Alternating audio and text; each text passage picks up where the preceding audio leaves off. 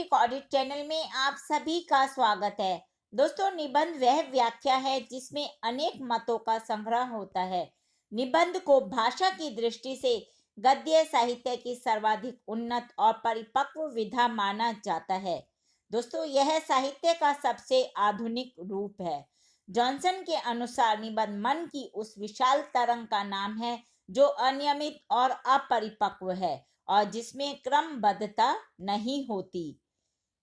निबंध को सरस, सजीव और रोचक बनाने के लिए लेखक उसमें अपने हृदय को उड़ेलता है। इसके लिए कभी कभी तो वह अपने जीवन की घटनाओं का उल्लेख भी निबंध में करता है और कभी कुछ रोचक उदाहरणों का उपयोग भी करता है। संक्षेप में हम कह सकते हैं कि निबंध लेखन के पीछे लेखक स्वयं छिपा रहता है। तो दोस्तों, आज के अध्याय में हम निबंध की परिभाषा, उसके प्रमुख तत्व और साथ ही निबंध में प्रयुक्त होने वाली व्यास और समास शैली पर चर्चा करेंगे। तो चलिए दोस्तों, शुरू करते हैं अपना आज का अध्याय। और सबसे पहले जानते हैं निबंध किसे कहते हैं। हिंदी में निबंध शब्द का प्रयोग गद्य की विधा के लिए होता है जिसमें विचारों को क्रमबद्ध रूप में रखा जाता है। कविता की अपेक्षा गद्य लिखना कठिन होता है और गद्य की अपेक्षा निबंध। इसका कारण क्या है? क्योंकि निबंध में विचारों को सुनिश्चित क्रम में ठूस ठूस कर रखा जाता है और फिर लेखक उसे सरल, सजीव और रोचक बनाने के लिए उसमें अपने हृदय को उड़ेल देता है। इसलिए दोस्तों, निबंध लेखन के लिए अध्ययन और विषय का ज्ञान होना बहुत ही आवश्यक है। अब हम जानते हैं निबंध की परिभाषा। निबंध सीमित आकार वाली वह रचना है जिसमें विषय का प्रतिपादन निजीपन, स्वच्छता, सौष्ठव, सजीवता एवं आवश्यक संगति तथा संबद्धता के साथ किया जाता है। इन विशेषताओं के अतिरिक्त निबंध में बुद्धि और हृदय के योग को भी आवश्यक माना गया है। अब हम दोस्तों जानते हैं निबंध के प्रमुख तत्व कौन से होते हैं। ये 4 तत्व हैं। लेखक का व्यक्तित्व, गद्य की अनिवार्यता, वैचारिक और भावात्मक आधार और भाषा शैली। सबसे पहले हम चर्चा करते हैं लेखक का व्यक्तित्व। जब भी कोई लेखक किसी निबंध विषय पर निबंध लिखता है तो उस निबंध में उसका व्यक्तित्व छलकता है। उदाहरण के लिए आचार्य रामचंद्र शुक्ल, आचार्य हजारी प्रसाद द्विवेदी के निबंध को आप देखिए। इन निबंधकारों के निबंधों में उनका व्यक्तित्व आपको स्पष्ट रूप से दिखाई देगा। इन्होंने जब किसी विषय वस्तु या विचार पर निबंध लिखे तो उनके व्यक्तित्व की छांव उन निबंधों में देखने को मिलती है।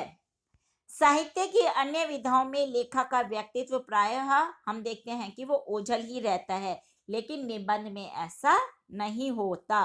निबंध वस्तुपरक हो या व्यक्ति व्यंजक, किसी न किसी रूप में उसमें लेखक का व्यक्तित्व झलक ही जाता है। और इसका कारण क्या है? इसका कारण यह है कि निबंध का जो कुछ लिखता है वह अपने निजीपन के अनुसार ही निबंध लिखता है। दूसरा तत्व है गद्य की अनिवार्यता। निबंध हमेशा गद्य में ही लिखा जाता है, किंतु अपवाद स्वरूप निबंध कभी कभी पद्य में भी लिखे जाते हैं। निबंध गद्य में रचित अपेक्षाकृत संक्षिप्त रचना है, फिर भी इसके आकार की सीमा निर्धारित नहीं की जा सकती। तीसरा तत्व है दोस्तों वैचारिक और भावात्मक आधार। किसी भी निबंध की रचना हवा में नहीं हो सकती। निबंधकार निबंध में या तो किसी विचार की अभिव्यक्ति करता है या फिर उसमें किसी भावना का चित्रण करता है। जैसे उदाहरणार्थ आचार्य रामचंद्र शुक्ल के निबंध चिंतामणि शीर्षक निबंध संग्रह में संकलित कविता क्या है और तुलसी का भक्ति मार्ग आदि उनके विचारात्मक निबंध है। इसी प्रकार सरदार पूरन सिंह के मजदूरी और प्रेम, सच और साथ ही सच्ची वीरता आदि भावात्मक निबंध है। दोस्तों, अब हम जानते हैं निबंध का अन्य तत्व भाषा शैली। गद्य की अन्य विधाओं के समान निबंध में भी भाषा शैली का एक प्रमुख स्थान है। निबंध की भाषा विषय अनुरूप होनी चाहिए। सामान्यतः निबंधकार विषय वस्तु के अनुरूप ही अपनी भाषा का चयन करता है। दोस्तों, निबंध की भाषा संस्कृतनिष्ठ, उर्दूनिष्ठ और बोलचाल के निकट होती है।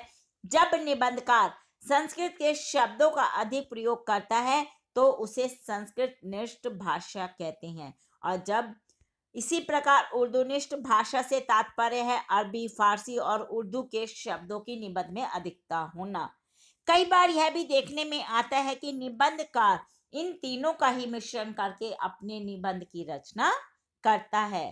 तो दोस्तों, ये हमने जाने एक निबंध की परिभाषा, उसके तत्व। अब हम इसकी शैली पर चर्चा करते हैं। वाक्य रचना की दृष्टि से निबंध की दो प्रमुख शैलियां मानी जाती हैं। पहली है व्यास शैली और दूसरी है समास शैली। पहले हम व्यास शैली के विषय में जानते हैं। निबंध लेखन की इस शैली में लेखक विस्तार पूर्वक अपनी बात को समझाता है।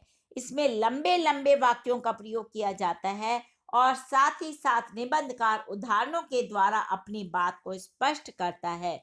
विषय को विस्तार पूर्वक समझाना ही इस शैली की सबसे बड़ी विशेषता है। दूसरी शैली है समास शैली। दोस्तों, इस शैली में निबंधकार छोटे छोटे वाक्यों के द्वारा विषय को सूत्र रूप में प्रस्तुत करता है और इसमें विचारों को ठूस ठूस कर छोटे से वाक्य में भर दिया जाता है। पाठक को इस शैली के वाक्यों को पढ़कर कुछ देर के लिए रुकना पड़ता है और इस प्रकार के सूत्रों को समझने के लिए वाक्यों की व्याख्या की आवश्यकता भी होती है। उन्हें सोचे समझे बिना आगे निबंध को पढ़ना या पाठकों का आगे बढ़ पाना कठिन हो जाता है। आचार्य रामचंद्र शुक्ल के निबंध क्रोध का एक उदाहरण प्रस्तुत है। बैर क्रोध का आचार या मुरब्बा है। इसकी व्याख्या समझे बिना पाठक आगे निबंध को नहीं पढ़ सकता। सामान्यतः निबंध लेखक अपने निबंधों में इन दोनों ही शैलियों का प्रयोग करते हैं। तो दोस्तों, ये हमने आज के अध्याय में जाना निबंध की परिभाषा, उसके प्रमुख तत्व और साथ ही निबंध में प्रयुक्त होने वाली दो प्रमुख शैलियों के विषय में। हिंदी भाषा के और भी प्रमुख विषयों पर हम आगे के अध्याय में समय समय पर चर्चा करते रहेंगे। पर दोस्तों, उसको सुनने के लिए आपको मेरे इस चैनल को लाइक और सब्सक्राइब करना होगा। धन्यवाद दोस्तों, आपका दिन शुभ हो।